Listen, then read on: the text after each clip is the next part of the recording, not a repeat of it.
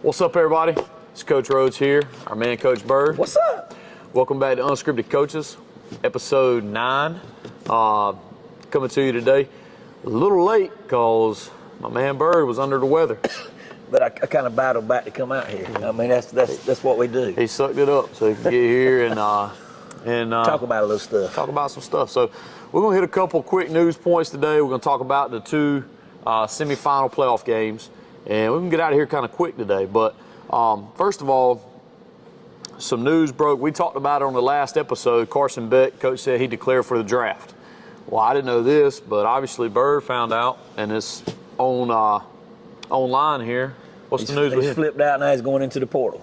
So he's backed out of the draft stuff and he's going into the portal. We talked about this too, Coach, because we said, hey, listen, maybe he's big enough, good enough, whatever. Didn't have the best of year, but some of these college players are going to make better money in NIL than they can make in the NFL right now. And maybe after he got in there and kind of tested the waters and got some feedback, he realized, hey, I can probably go make me a big payday at another school. So, and undersized, he won a top draft pick anyway. So I mean, well, I'm looking forward to seeing where he lands. You know, hopefully he had UCL surgery, so hopefully he'll heal up. And he's a good college football player, man. So I'm excited about that. You know, I guess if you're going to be excited about something in the college transfer, world, it's where do these cats end up? And he's going to get paid. He's going to make some money. He's going to get paid. He's going to make some money. So. For sure. And I got another thing for you when you get through talking about What's up? You were talking about the Final Four we got right now. You know, there's not a traditional SEC team in the final. How long has it been since one of them's not been in there? It's been a while. And people say, oh, well, the SEC, they're not as good because now everybody's getting paid. And I don't know about that. Nah. But I'll tell you this is another note on the college football playoff that's kind of cool. None of the teams that got a bye won. Yeah. Now we talked about that. We said that's tough to take off 2-3 weeks and play. And now we benefited from 3 of those games. We picked that, but obviously Ohio State was the one that we didn't get right so far. But it's kind of interesting to see. You get that first year and everybody's kind of filling it out. What do you think? You want to add more? You want to take away more? Take away some teams or whatever. But I thought that was cool. And there's a lot of discussion too, Coach, on. Should the teams that get a first-round bye, should they get a true home game? Yeah. And I think that would have made a little difference in some of those contests. But either way, excited about it. Well, before we hit the 2 games that's coming up, there's a little speculation out there. Now, the last time there was some speculation, we got out in front of it, Coach. Yep. Bill Belichick, we had to press her a week early. Now they're talking about, could he possibly never coach a game at UNC Chapel Hill?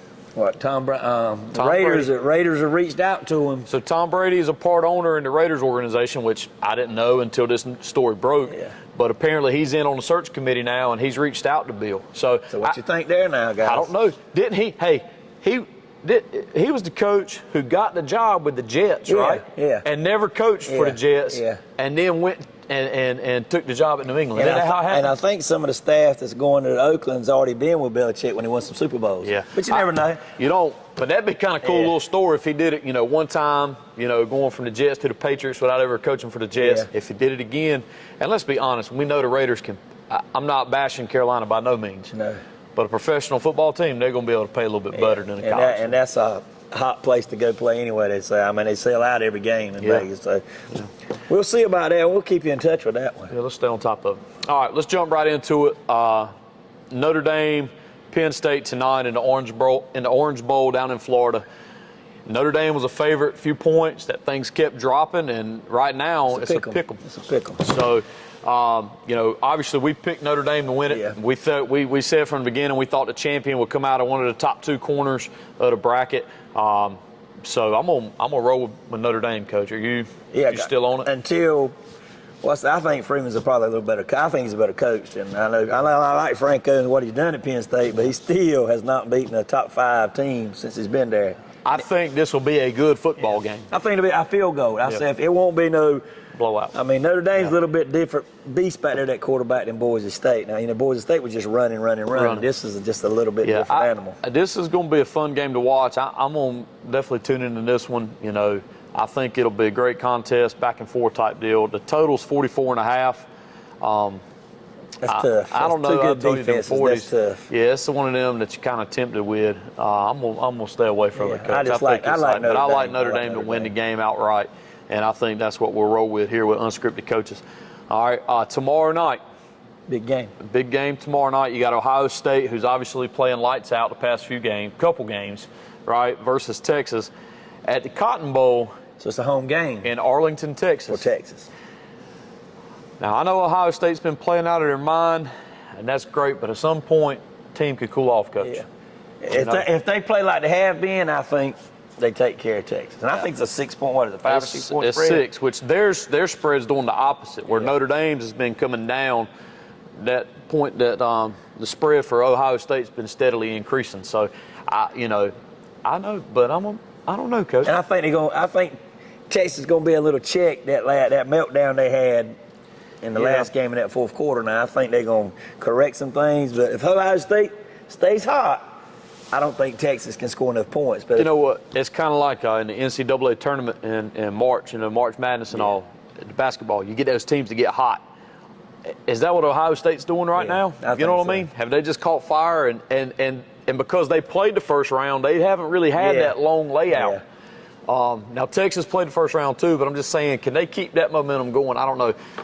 But we're going to split here, so we won't count this because I'm taking Texas to cover minimum. I'm going to take. I was going to.